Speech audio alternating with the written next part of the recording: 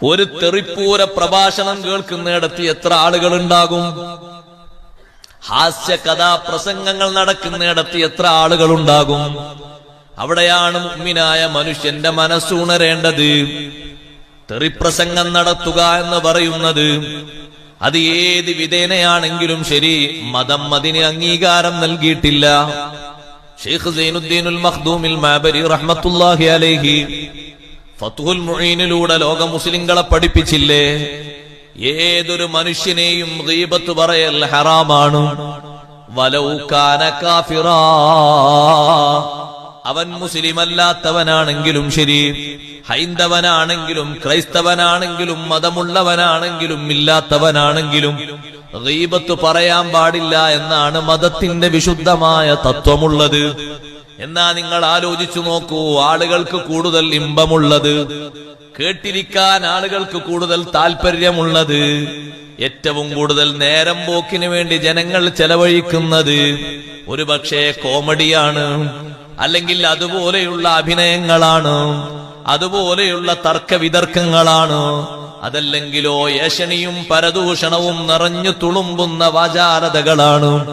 അവിടെ ഇരിക്കാൻ ഒത്തിരി പേരുണ്ട്, അവിടെ കൈയടിക്കാനും അവിടെ ഒരു പക്ഷേ കൈകൂപ്പാനും അല്ലെങ്കിൽ പൊട്ടിച്ചിരിക്കാനും എമ്പാടും ആളുകളുണ്ട്.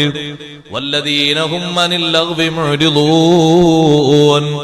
നിങ്ങളൊരു കല്യാണ സദസ്സിലേക്ക് ചെല്ലുകയാണെങ്കിലും ഒരു മീറ്റിംഗിലേക്ക് ചെല്ലുകയാണെങ്കിലും ഉമ്മമാരെ, സഹോദരിമാരെ, നല്ലൊരു സൽക്കാരത്തിലേക്ക് ചെല്ലുകയാണെങ്കിലും സൽക്കാരം നല്ലതായിരുന്നു, സംബന്ധിക്കലും നല്ല കൂലിയുള്ളതായിരുന്നു, എല്ലാം നഷ്ടപ്പെടുന്നത് ലഗ്വ് കൊണ്ടാണ്. ആവശ്യമില്ലാത്ത സംസാരങ്ങളെ കൊണ്ടും ഇടപെടലുകൾ കൊണ്ടുമാണ്. ആരെല്ലാം കടന്നു വരുന്നുണ്ട്, ആരെല്ലാം അതിൽ ചർച്ചയായി വരുന്നുണ്ട്. നമ്മൾ ആ നേരത്ത് നിർവഹിച്ചത് കുറഞ്ഞ അമലാണെങ്കിൽ പോലും ആ വിഷയവുമായി ഒരിക്കലും ബന്ധപ്പെടാത്തവന്റെ അക്കൗണ്ടിലേക്ക് നമ്മളത് റിസർവ് ചെയ്യുകയാണ്, നമ്മളത് കൊടുക്കുകയാണ്, അതങ്ങനെ സപ്ലൈ ചെയ്യുകയാണ്. ഖുത്ബിയത്തിന് പങ്കെടുത്ത നമ്മുടെ പെരടിയിൽ അതിന്റെ കൂലിയില്ല, ദിക്റിന്റെ മജ്ലിസിൽ വന്ന നമ്മുടെ പെരടിയിൽ അതിന്റെ കൂലിയില്ല. നമുക്ക് വേണ്ടി അത് എഴുതാൻ വേണ്ടി ഒരുങ്ങുമ്പോഴേക്ക് വേറെയുള്ളവർക്ക് അത് വിൽക്കപ്പെട്ടുപോയി. കാരണം അവിടെ ചർച്ച വന്നതും മറ്റൊരാളെ കുറിച്ചുള്ള ചർച്ചയിലുമായി. ഇതെങ്ങോ പാറിപ്പറന്നുപോയി.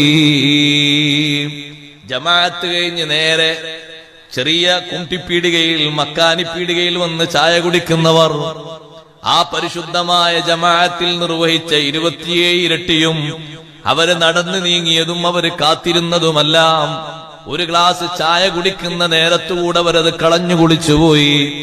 മഗ്രിബിന് നിസ്കരിച്ചവർ ഇശാഇന്റെ മുമ്പത് തകർത്തു വാരി കോരി കൊടുത്തുപോയി. ഇശാ നിസ്കരിച്ചവരോ 11 മണിയാകുമ്പോഴേക്കതും തീർത്തുപോയി. സുബഹിക്ക് ചില്ലറ ആശ്വാസമുണ്ട്, നിസ്കരിച്ചെങ്കിൽ ഒരു പക്ഷേ അത് വീട്ടിന്റെ ഉള്ളിലാണെങ്കിൽ എങ്ങോട്ടും പോയിട്ടില്ലെന്ന് പറയാം. അതും പള്ളിയിലേക്ക് വന്നിട്ടാണെങ്കിൽ വീണ്ടും ഒരു ചായ കുടിക്കാൻ കയറിയിട്ട് അതും വിൽക്കപ്പെട്ടുപോയി. ഇങ്ങനെ നോക്കുമ്പോ നമ്മുടെ ജമാഅത്തുകൾ ഏതുണ്ട്, നമ്മുടെ സുഹൃതങ്ങൾ ഏതുണ്ട്, നാം നമുക്കായി നമ്മുടെ അക്കൗണ്ടിൽ ചെയ്തു വെച്ചതെന്ന് കരുതി പറയാൻ എന്തുണ്ട്? അവിടെയെല്ലാം വിഷയം വരുന്നത് കുറ്റകൃത്യങ്ങളും അനാവശ്യ സംസാരങ്ങളും സമ്പർക്കങ്ങളും വരുമ്പോ മാറിക്കളയാനുള്ള നല്ലൊരു തീരുമാനം വേണം. ഇതുകൊണ്ടാണ് 4000 നബിമാർക്ക് ഖിദ്മത്തൊടുത്ത ലുഖ്മാനുൽ ഹക്കീം റളിയല്ലാഹു അൻഹു 4000 നബിമാർക്ക് ഖിദ്മത്തൊടുത്തിട്ടുണ്ട്. തന്റെ മകനോട് ധാരാളം ഉപദേശങ്ങൾ നടത്തിയിട്ട് ഉപദേശത്തിന്റെ ഗാംഭീര്യത കൊണ്ട് അത് ഉൾക്കൊള്ളാനും സ്വീകരിക്കാനും കഴിയാത്തൊരു മനസ്ഥിതി വന്ന് ജീവിതം തന്നെ മറ്റൊരു വഴിയിലേക്ക് മാറിപ്പോയ മകനാണ് സാറാൻ എന്ന മകൻ. ആ മകനോട് ഉപദേശിച്ച ഉപദേശങ്ങളിൽ ഒന്ന് കാണാം. മോനെ, നീ ഒരു വഴിക്ക് സഞ്ചരിക്കുമ്പോൾ നിന്റെ കൂട്ടുകാരിരിക്കുന്നത് കണ്ടു, അവർക്ക് നീ ആദ്യം ഒരു സലാം പറയണം. സലാം അവര് മടക്കുന്നില്ല, അല്ലെങ്കിൽ സലാം മടക്കുന്നതിനു പകരം ആക്ഷേപത്തിന്റെയോ അധിക്ഷേപത്തിന്റെയോ ഭാഷയാണ് പ്രതിധ്വനിയായി വരുന്നതെങ്കിൽ നീ അവരെ കൂടെ ഒരു സെക്കൻഡ് പോലും ഇരിക്കരുത്. അവര് നിന്റെ ഖൽബിലെ ഈമാൻ കവർന്നെടുത്തുകൊണ്ടുപോകും. സലാം പറഞ്ഞിട്ട് അവര് വഅലൈക്കും സലാം എന്ന് പറഞ്ഞു മടക്കിയോ, എന്നാ അവിടെ ഇരുന്നോ. സലാം പറഞ്ഞപ്പോ ആർക്കാ നിന്റെ ഈ സലാം കൊണ്ടുപോയി വലിച്ചെറിയടാന്നാ പറഞ്ഞേ. എന്നാ നീ ഇരിക്കരുത്. ഓ, നീ ഒരു സലാമായിട്ട് വരാൻ കണ്ട നേരം. അപ്പൊ അവന്മാര് വേറെന്തോ മസ്തിലാണ്, അല്ലെങ്കിൽ അവര് വേറെന്തോ വർത്തമാനത്തിലാണ്. അതിന്റെ ഇടക്ക് നീ ഒരു സലാം അവിടെ ഇട്ടുകൊടുത്തു. കൂട്ടുകാരല്ലേ എന്ന് കരുതിയിട്ട് സലാം മടക്കിയെങ്കിൽ മാത്രമേ നീ ഇരിക്കാവൂ. ഇരുന്നിട്ട് മഹാനവറുകൾ പറഞ്ഞു, ഇരുന്നിട്ട് നീ അവരെ സംസാരം ശ്രദ്ധിക്കുമ്പോ വഴിമാറിപ്പോകുന്നുണ്ടെങ്കിൽ അടുത്തൊരു സലാം പറഞ്ഞ് നിനക്കവിടുന്ന് വിടാനായി. അതാണ് മുഅ്രിദൂൻ, തിരിഞ്ഞു കളയ. നമ്മളിപ്പോ ആ വിഷയം ചർച്ച ചെയ്യണ്ട, നമ്മളത് പറയണ്ട. അങ്ങനെ പറയാൻ എത്ര പേർക്ക് കഴിയും?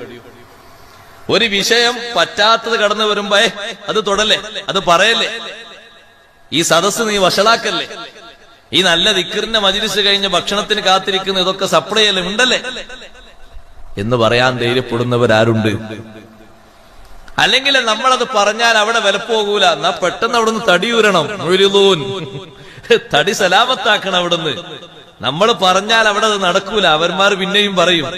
എന്നാലും ഇരുന്നു കൊടുക്കരുത് മുഅ്രിദൂൻ, മാറിക്കളയണം. അങ്ങാടിയിലെന്തോ ഒരു ഒച്ചപ്പാട് കേൾക്കുന്നു. എന്തായാലും സുഖകരമായ ഒച്ചല്ല, അതുകൊണ്ട് ഞാൻ അങ്ങോട്ട് പോകുന്നില്ല. അങ്ങനെ വെക്കലാണ് മുഅ്രിദൂൻ. എന്തോ ഒച്ച കേൾക്കുന്നു, പോയി നോക്കട്ടെ. പോയി നോക്കുമ്പോ തിരക്കിടില്ല, കാണാൻ പറ്റിയതാ, കാണാനൊന്നും പറ്റൂല. എന്നാലും കുറച്ചേരം കണ്ടു നോക്കും.